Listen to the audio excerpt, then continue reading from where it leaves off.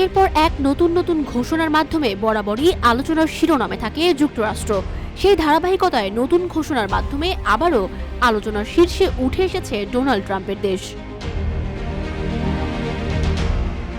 সম্প্রতি যুক্তরাষ্ট্রের president Donald Trump বিদেশি বিনিয়োগকারীদের জন্য EB-5 ভিসার পরিবর্তে একটি নতুন গোল্ড কার্ড চালুর প্রস্তাব দিয়েছেন, যার মাধ্যমে পরবর্তীতে নাগরিকত্ব কেনা যাবে। ট্রাম্প জানিয়েছেন এই গোল্ড কার্ডের মূল্য হবে $50 লাখ এবং এটি নাগরিকত্ব পাওয়ার পথও খুলে দেবে। বার্তা সংস্থা রয়টার্স এক প্রতিবেদনে এই তথ্য জানিয়েছে।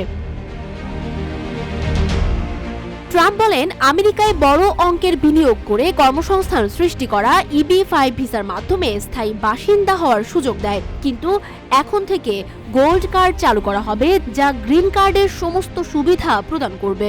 তিনি বলেন, বিদেশি ধনী ব্যক্তিরা এই গোল্ড কার্ড কিনে যুক্তরাষ্ট্রে আসতে পারবেন।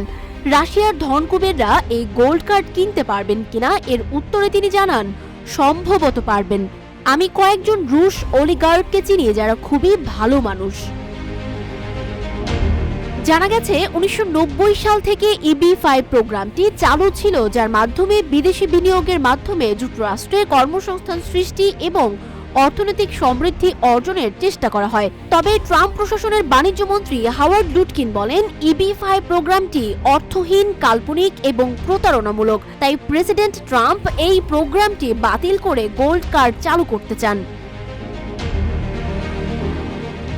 বিশ্লেষকরা বলছেন, ট্রাম্পের এই নতুন প্রোগ্রাম বাস্তবায়িত হলে মার্কিন অভিবাসন নীতিতে উল্লেখযোগ্য পরিবর্তন আসবে, যা বিদেশি বিনিয়োগকারীদের জন্য সুযোগ সৃষ্টি করবে।